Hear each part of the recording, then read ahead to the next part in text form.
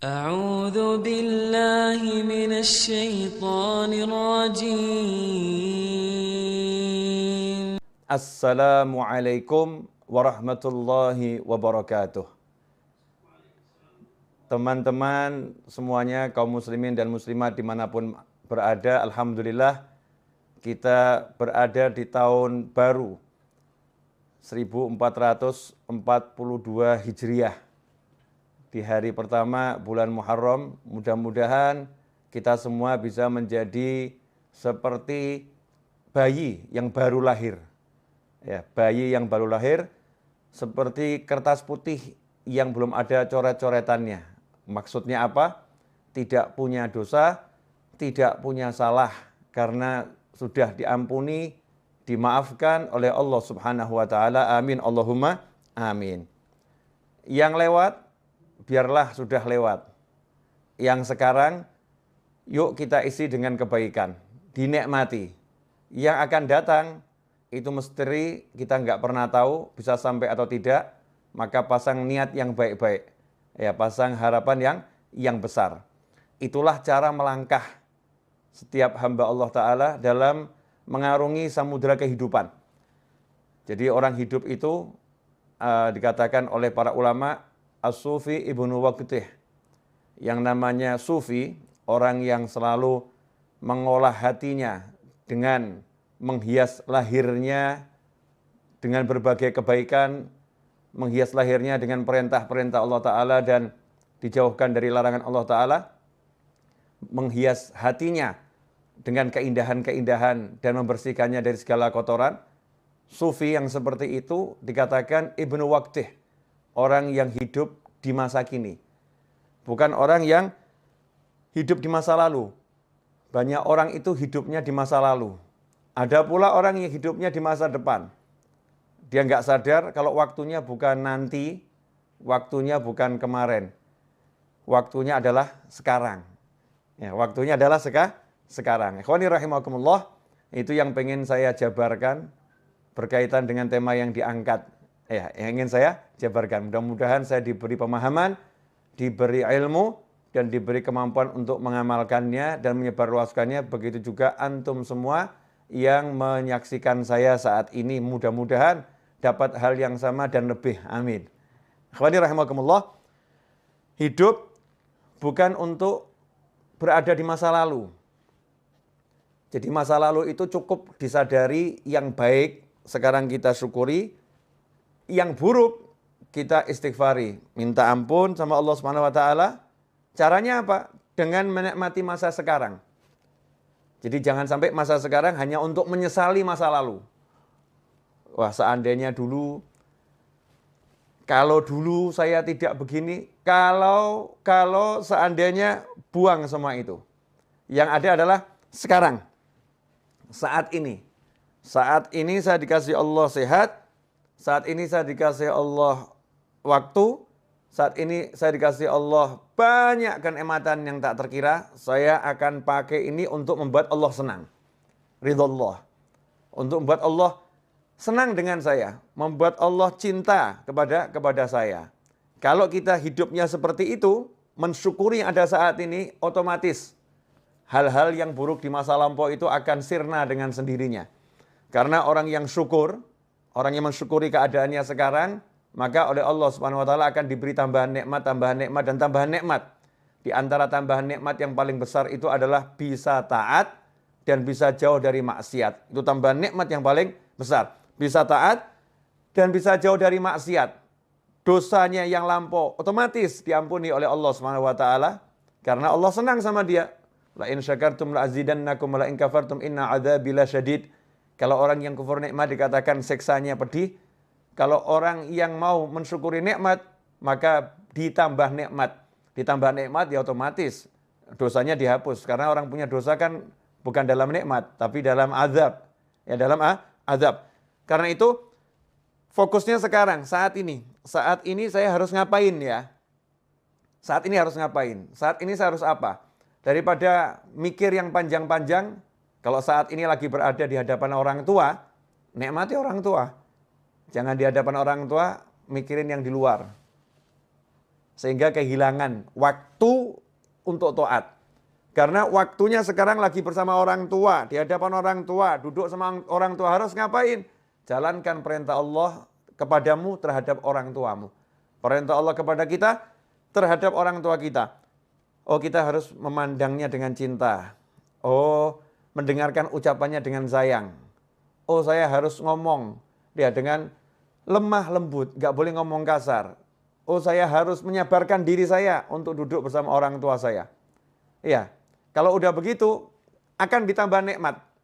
Kalau nanti kita punya rencana bisnis setelah duduk sama orang tua, kalau nanti kita punya rencana apapun setelah duduk sama orang tua, nanti itu akan dibereskan dengan berkat yang sekarang ini kita syukuri. Yang sekarang kita syukuri, yang nanti dibereskan sama Allah Subhanahu wa taala, la azidannakum. Pasti aku tambah nikmat. Nah, ini ndak lagi sholat, sekarang waktunya sholat, mikirnya harusnya sholat. Waktunya sholat, mikirnya makan. Nanti saya habis sholat, saya mau keluar, saya mau pergi ke restoran ini. Saya mau ketemu sama teman-teman saya mau makan di warung sana. Nanti habis sholat, saya mau cari di menu, ya warung-warung online. Ya. Ada warung online banyak, restoran online, saya mau cari menunya apa, habis sholat. Tapi mikirnya dalam sholat. Sehingga kehilangan waktu sholat, nikmat sholat. Nah, begitu pula ketika duduk bersama pasangan hidup. Masya Allah. Ada suamimu, ada istrimu. Duduk bersama, asyik. Gak usah ngobrolin orang lain. Yang aneh itu ketika duduk bersama ngomongkan orang lain. Ya, kecuali kalau obrolan itu obrolan yang bawa kebaikan. Artinya ngomongkan yang baik-baik. Lagi belajar bersama, kita ngobrolkan kebaikan orang lain untuk dicontoh. Tapi gak usah ngobrolin hal-hal yang gak enak yang dialami orang lain atau gak enak tentang orang lain. Sehingga kehilangan kenikmatan ngobrol dengan dirinya berdua. Yang lebih aneh, duduk bersama pasangan tapi ngobrolnya sama handphone. Ya, ngobrolnya sama handphone. Kehilangan kenikmatan saat ini. Saat ini lagi ngapain? Lagi duduk sama pasangan hidup saya. Ya udah, duduk dinikmati bersama pasangannya. Caranya bagaimana? Ajak ngobrol tentang ilmunya Allah Subhanahu wa taala. Ya, ajak ngobrol tentang bagaimana sholat, ajak ngobrol tentang bagaimana zikir. Bukan ngobrol yang gak ada manfaatnya, menyesali masa lampau. Wah, kemarin itu ya, seandainya saya jadi transaksi, saya akan dapat duit banyak. Oh, gak jadi kok dibahas. Ya, gak jadi kok dibahas. Wah, seandainya kemarin itu kita beli rumahnya, kita akan untung sekian. Oh, gak dibeli kok dibahas. Gak dibeli kok dibahas. Jadi hidupnya di masa lampau, duduk bersama pasangannya bukan ngobrolkan akhirat, yang diobrolkan al-fulus, wal duit, dinar, wa dirham. Yang diobrolkan cuma uang dan uang dan uang. Ad-dunya, wa dunya, wa dunya. Sehingga nggak ada kenikmatan. Dalam obrolan itu bahkan susah rahmat mau turun. Rahmat mau turun itu susah karena obrolannya bukan dalam taat pada Allah Subhanahu wa taala. Coba kalau duduknya itu ngobrol tentang ketaatan. Masya Allah. Nikmat. Contoh tentang ketaatan, bab masakan itu ketaatan loh. Suami sama istri duduk, makan sayur asem. Suaminya ngomong, enak bener nih sayur asemnya nih. Ini kan lagi ngomentari makanannya istri, ya bersama istri di meja makan atau di tempat makan. Enak bener ini, Masya Allah. Seger badan jadinya rasanya. Istri yang jawab, ini mas bisa aja.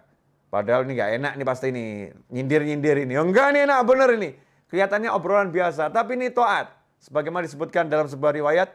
Dudukmu bersama pasangan hidupmu untuk menyenangkan hatinya. Di jalan Allah Ta'ala lebih utama daripada i'tikaf. Di masjidku ini 1 tahun. Kama qala SAW. Di riwayat seperti itu. Itu nikmat. Kemudian yang lebih menyedihkan lagi. Ya, menyedihkan lagi. Waktunya sekarang untuk melamunkan masa depan. Melamunkan. Nanti kalau rumah itu laku, saya mau beli mobil. Nanti kalau tanah yang di sana laku, saya mau beli rumah. Nanti. Sementara dia sekarang nggak mau kerja. Jadi sekarang ini hidupnya cuman nganggur. Nggak mau bergerak. Nah ini kasihan nih. Ini namanya bukan punya cita-cita. Itu namanya melamun dalam syariat. Jadi cita-cita sama melamun itu beda. Ya, dikatakan kalau yang cita-cita itu bagus, tapi kalau melamun itu dari syaitan. Kalau melamun itu dari setan. Apa bedanya orang melamun sama cita-cita? Kalau orang punya cita-cita, nanti kalau rumah itu laku, saya mau beli mobil. Ya. Kalau sekedar begitu namanya ngelamun. Kalau cita-cita dia tidak pakai ngomong kalau nanti rumah itu laku. Waktunya sekarang langsung dipakai untuk jual rumah. Iklan sana, iklan sini, telepon sana, telepon sini. Ini rumah saya jual, banting harga, diskon 200%. Masya Allah. Ya, apanya yang 200% kan belum dijelaskan, kasih bintang kecil satu. Ini biasanya teknik iklan nih. Bintang kecil. Pak, ini maksudnya diskon 200% apa nih? Ya, 200% itu maksudnya begini, biaya ini saya hapuskan semua. Hilang biayanya itu. Nih, buat orang mau telepon, teknik periklanan dipelajari. Kemudian dia mulai ambil tasbihnya. Dia baca sholawat sebanyak mungkin, tawassul dengan sholawatnya. Mudah-mudahan ada pembeli yang datang. Nah, ini namanya kalau rumah itu nanti laku, saya mau beli mobil. Misal begitu. Kalau tanah yang di sana laku, saya akan hajikan Bapak. Masya Allah. Itu bagus, tapi ngelamun. Ya, melamun jelek. Cita-cita bagaimana? Kalau rumah itu laku, tanah yang di sana laku, saya akan hajikan Bapak. Langsung, mana KTP-nya? Nah, daftar tidak butuh biaya kok. Mana KTP-nya? Diurus semuanya, udah bergerak nih ngurus. Kemudian mulai proses menjual di sana. Itu namanya bukan duduk melamun. Tapi orang punya cita-cita. Itulah niat. Ya, makanya setelah hijrah, setelah Fathul Makkah, la hijrata ba'dal fathi. Setelah Fathul Makkah tidak ada lagi yang namanya hijrah. Dalam arti pindahnya dari Makkah ke Madinah. Walakin jihadun wa niyah. Yang ada adalah kesungguhan dalam berjuang dan niat yang baik. Nah, niat itu apa? Qasdu syai' muqtarinun bi fi'lih. Niat itu punya satu cita-cita yang segera diiringi perbuatan. Qasdu syai' muqtarinun bi fi'lih. Punya cita-cita, punya harapan, langsung ada aksi. Itu namanya niat. Kalau nggak ada aksi namanya malah melamun. Nah, di tahun yang baru ini, jangan kita jadi orang yang sibuk melamun. Tapi jadilah orang yang sibuk beraksi. Jadilah orang yang sibuk mewujudkan cita-cita. Ya, cita-citanya mulai diwujudkan dengan apapun yang bisa, sebisanya. Karena itu tadi dalam profile picture saya dikatakan hidup bukan untuk dipikiri. Ya. Bukan cuma mikiri hidup kok seperti ini ya, punya suami kok kayak gitu ya, punya istri kok seperti itu ya. Nggak nyelesain masalah. Ngomongkan yang nggak enak, itu membuat semakin tidak enak. Memperbincangkan yang jelek, membuat semakin jelek. Memperbincangkan yang negatif, menjadi energi yang negatif. Ngomong yang baik-baik, maka menjadi yang baik. Ini yang ngomong bukan saya, yang ngomong Nabi Muhammad SAW. Man kana yu'minu billahi wal yawmil akhir, fal yaqul khairan au liyasmut. Barang siapa iman, percaya. Man kana yu'minu billahi wal yawmil akhir. Kepada Allah dan hari akhir, fal yaqul khairan. Hendaknya dia ngomong yang baik. Ngomong yang baik. Kalau tidak bisa, diam saja. Bahkan sampai komentari makanan yang nggak enak itu nggak boleh. Kalau suka, makan. Ya. Kalau suka makan, kalau enak itu dikomentari yang positif. Kalau nggak enak, diam, nggak usah dimakan. Dan diam jangan dikomentari. Karena mengomentari makanan yang nggak enak itu nggak boleh. Yang mencela makanan itu nggak boleh. Tapi Habib, saya pengen ini masakannya jadi enak. Ini makanannya nggak enak. Gimana cara komentarinya? Ya, komentari yang cerdas, yang sesuai syariat. Caranya gimana? Makanan ini enaknya luar biasa. Kalau garamnya dinaikkan sedikit. Ya. Garamnya tambah sedikit, enaknya luar biasa. Positif, bukan hal yang negatif. Itu yang diajarkan Nabi Muhammad SAW. Rasul nggak suka kita ngomong yang negatif, ngomong yang jelek-jelek, ngomong yang buruk-buruk. Ngomong yang buruk mendatangkan keburukan. Ngomong yang jelek mendatangkan kejelekan. Suasananya nggak enak, ruhaniyahnya nggak enak. Karena itu ikhwani rahimakumullah, hidup bukan untuk dipikiri. Mikirin yang kemarin-kemarin apalagi, Masya Allah. Kemarin saya kok sholat subuhnya terlambat ya. Dulu ya sholat subuhnya terlambat. Mikirin doang. Mikirin tok. Ya, gak ada manfaatnya. Bukan begitu caranya. Caranya apa? Cukup dengan satu kalimat dalam hati, kemarin saya banyak dosa, sekarang saya mau banyak taat, selesai. Jadi bukan waktunya habis untuk mikir kemarin kok sholat subuh begini ya, kemarin ya sholat zuhurnya begini ya, kemarin mikir aja. Waktunya mikir yang tadi itu, kalau udah untuk aksi, Masya Allah. Langsung dia banyak sholat sunnahnya. Ditanya sama orang, kenapa kamu banyak sholat sunnah? Wah, sholat saya yang dulu-dulu tidak beres nih. Ini sunnahnya buat nambah ini. Kemudian dia qadha sholatnya. Qadha. Kenapa kamu qadha sholatmu?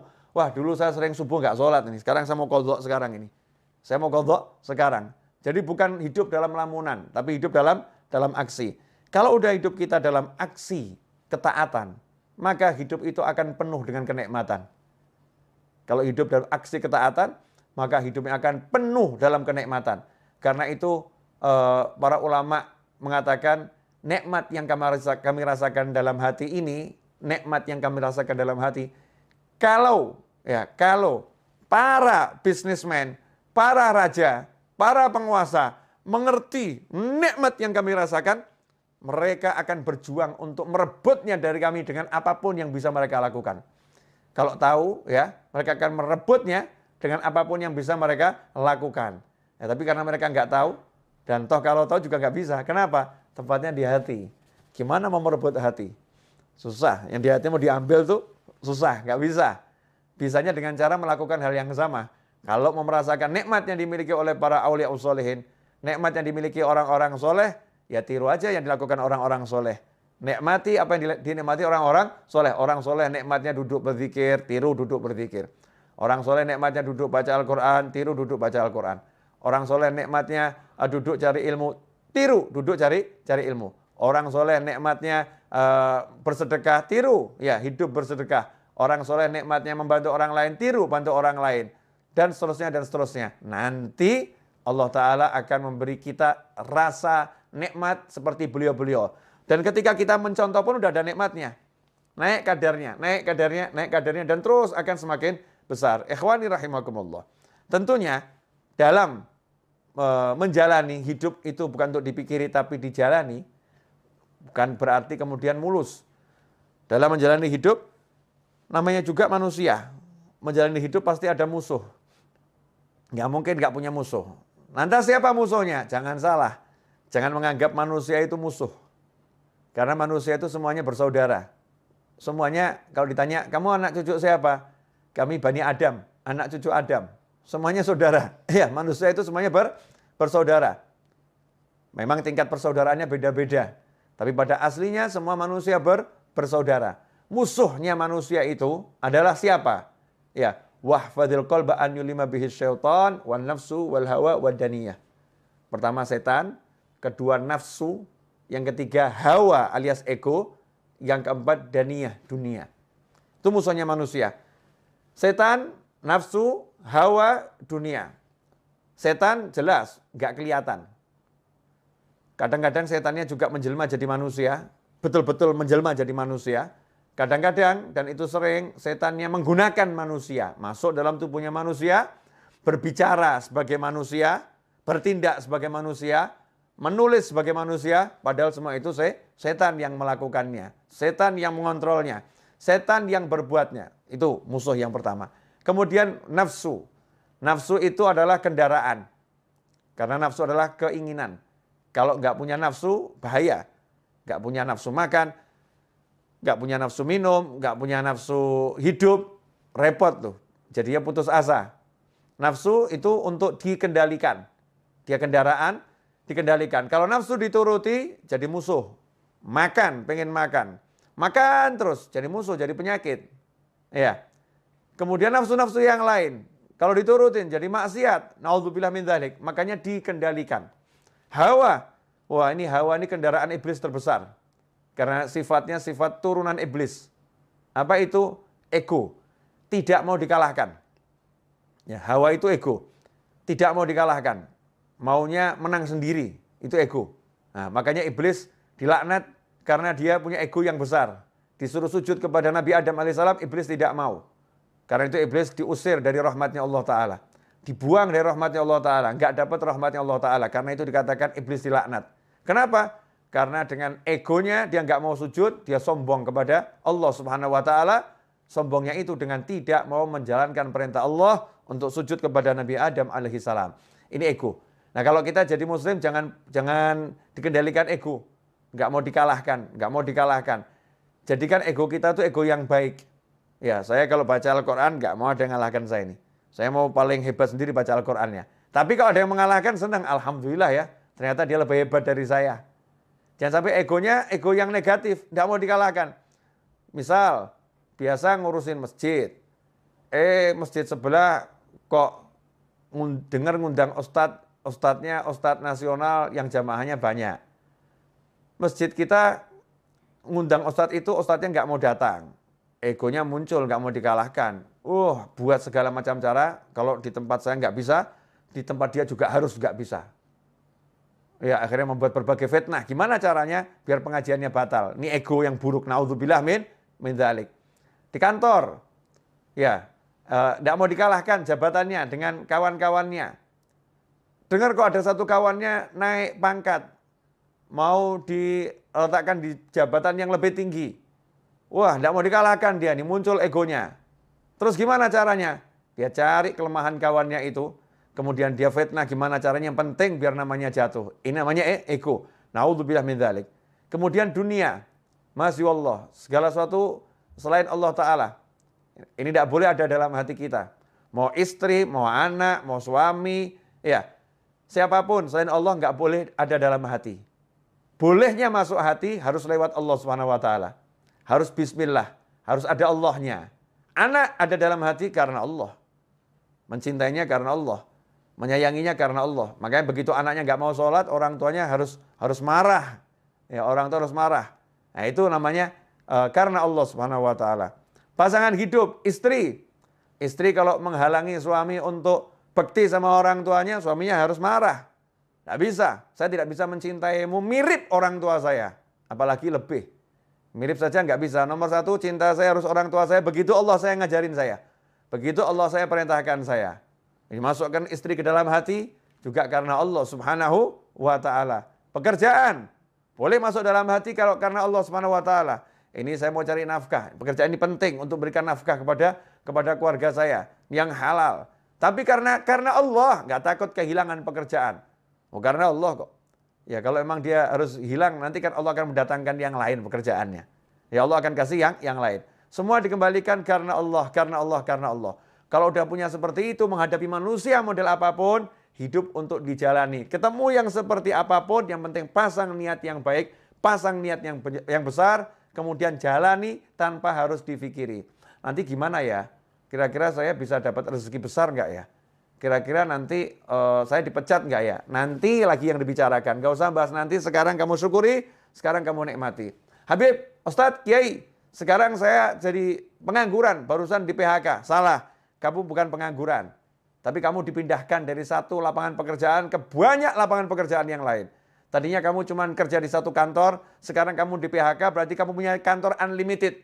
Karena kamu bisa buat kantor model apapun. Yang jadi masalah, kamu mau nggak? Ya, kamu mau atau tidak? Kamu menganggap dirimu pengangguran atau dirimu adalah orang yang punya kesempatan kerja lebih besar? Terserah, itu pola pikir kita masing-masing. Mau mikir yang benar atau mikir yang salah. Kalau udah bisa gitu, enak itu. Dimanapun kita hidup yang ada adalah asyik. Karena orang yang syukur itu nggak akan berada dalam sengsara. Orang yang syukur selalu dalam nikmat dan nikmat dan nikmat dan nikmat. Ikhwani rahimakumullah. Nah, merdeka. Ya itulah orang yang merdeka. Orang yang merdeka itu seperti ketika Pak Karno dan Bung Hatta serta tokoh-tokoh nasional, para ulama memproklamirkan kemerdekaan. Maaf, belum ada negara yang mengakui secara tertulis Indonesia sebagai negara. Belum ada. Kalau mikir gitu, kapan merdekanya? Ini kita belum kontak negara-negara lain loh. Ada yang dukung enggak ya? Nanti kira-kira gimana ini kalau setelah kita proklamirkan seperti apa ya? Kalau mikir begitu nggak pernah merdeka Indonesia. Tapi langsung pekik merdeka diteriakkan, 17 Agustus 45 diproklamirkan, iya merdekalah kita. Setelah itu baru kita urus. Bergerak, menjalani kehidupan kemerdekaan. Pasang niat yang besar menjadi bangsa yang merdeka. Hasilnya apa? Merdeka. Ada kurang lebih 10 negara memberikan dukungan atas kemerdekaan Indonesia. Diawali Palestina, Mesir, Yaman, Saudi Arabia, dan seterusnya.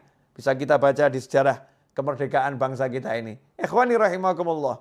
Ya, itulah cara berpikir orang yang sudah mengerti. Ya, sudah mengerti bahwasanya hidup itu untuk dijalani bukan dipikiri, tentu dengan niat-niat yang baik. Nah, kemerdekaan ini pada hakikatnya adalah bebas dari penjajahan. Sementara saat ini kita sebagai pribadi manusia, kita sendiri nggak bebas dari penjajahan nafsu. Masya Allah. Penjajahan nafsu, misal nafsu merokok. Nafsu merokok. Dikasih tahu sama dokter, Bapak ini sakit paru-paru, agak berat Pak, harus berhenti merokok. Kalau Bapak lanjutkan, nyawa Bapak bisa melayang. Ini karena nafsu merokoknya kuat, nyawa itu melayang nggak dipikirkan, udah mati urusannya Allah. Nanti kalau udah takdirnya mati ya mati, kalau belum waktunya ya nggak akan mati. Pakai dalil takdir pula ini. Untuk menuruti hawa nafsu pakai dalil takdir. Dia nggak bisa mengendalikan nafsunya ini. Rokok berhenti dulu ya, saya lagi sakit nih, berhenti kamu. Nggak bisa. Nggak bisa ngomong gitu sama rokok, nggak bisa. Baru sama rokok saja udah dijajah. Masya Allah, itu yang bab rokok. Ada lagi yang bab lain. Ya, kebiasaan yang negatif. Ya, kebiasaan yang negatif. Masing-masing kita ini punya sesuatu yang mungkin menuruti nafsu. Makan, Masya Allah. Dokter melarang, ya, berdasarkan ilmunya. Bapak tidak boleh makan ini, mengandung kolesterol, ini membahayakan jantung Bapak. Tapi nafsunya suka ini, makannya enak semua ini. Ini kalau nggak makan begini rasanya nggak hidup, Masya Allah. Nggak makan begini rasanya nggak hidup, nafsunya itu. Ini kalau diturutin, nggak berhenti dari makanan macam-macam tadi, maka akan jadi sakit yang semakin parah dan akan menghilangkan nyawa. Na'udzubillah min dzalik. Muslim yang merdeka, dia bisa katakan sama nafsunya, stop dulu ya, sampai kondisi saya itu sudah betul-betul baik. Nanti kalau udah baik, kita akan dialog lagi. Enaknya kamu saya makan 1 bulan berapa kali? Ya, dalam seminggu berapa banyak saya makan kamu nih. Dialog sama nafsunya nih. Nafsunya dikendalikan, itu baru muslim namanya. Itu namanya orang yang merdeka. Ya, orang yang merdeka. Kalau belum begitu, masih dijajah oleh setan, nafsu, hawa, dan dunia. Yang paling kesian yang dijajah sama dunia, Masya Allah. Takut kehilangan duit. Takut kehilangan pekerjaan. Gara-gara takut kehilangan pekerjaan, disuruh melakukan yang haram apapun dijalani. Daripada saya kehilangan pekerjaan, nyerempet haram dikit gak jadi masalah. Masya Allah. Nyerempet yang haram dibilang gak jadi masalah. Na'udzubillah min dzalik. Gara-gara takut kehilangan pekerjaan, jelas-jelas ibunya di desa memanggil, nak pulang, temanin ibu. Ibu sudah tua, ibu gak mau meninggal sendirian. Pulang kamu nak, temanin ibu. Dia katakan, maaf bu, saya gak bisa pulang. Kalau saya pulang saya dipecat dari kantor. Takut kehilangan kantor. Gak takut kehilangan ibu dan ridho Allah subhanahu wa ta'ala. Masya Allah. Ini dijajah yang luar biasa oleh yang namanya dunia. Ikhwani rahimakumullah. Dunia ini bisa menjelma menjadi macam-macam bentuk. Ya, macam-macam bentuk. Segala sesuatu selain Allah yang ada dalam hati, mengalahkan Allah, mengalahkan aturannya Allah, itulah dunia. Ya, itulah dunia. Sekarang pilihan ada di tangan kita. Kita mau jadi manusia yang merdeka atau manusia yang terjajah. Kalau mau jadi manusia yang merdeka dan setiap muslim harus jadi orang yang merdeka, maka kita harus berjuang. Ya, jihadun wa niyah. Berjuang melawan nafsu. Berjuang melawan ego. Berjuang melawan syaitan. Berjuang melawan dunia. Caranya, ya dengan melaksanakan perintah Allah. Belajar setiap hari. Cari ilmu terus tanpa henti. Nabi Musa pun gak pernah berhenti cari ilmu. Walaupun udah menjadi Rasul, kalimullah, yang diajak bicara langsung oleh Allah Subhanahu wa ta'ala. Nabi Muhammad SAW tidak pernah berhenti minta tambahan ilmu. Walaupun ilmu beliau adalah ilmu langsung dari Allah Subhanahu wa ta'ala. Ya, yang Allah katakan diwahyukan. Kalau bicara Rasulullah semuanya itu wahyu ada dalam hati Nabi Muhammad SAW. Rasul masih suruh minta terus sama Allah. Wa qur rabbi zidni ilma. Ya Allah, berilah aku tambahan ilmu. Ikhwani rahimakumullah, karena itu dalam mengisi kemerdekaan, dan mengisi sisa-sisa waktu yang kita miliki dalam perjalanan hidup sampai nanti akhir usia, maka tidak ada yang lebih baik daripada mengisinya dengan ilmu dan amal soleh. Ilmu dan amal soleh. Insya Allah kalau begitu, hidup kita akan penuh dengan ketenangan, kenyamanan, dan kebahagiaan. Jazakumullah khairan. Ini yang bisa saya sampaikan. Waktu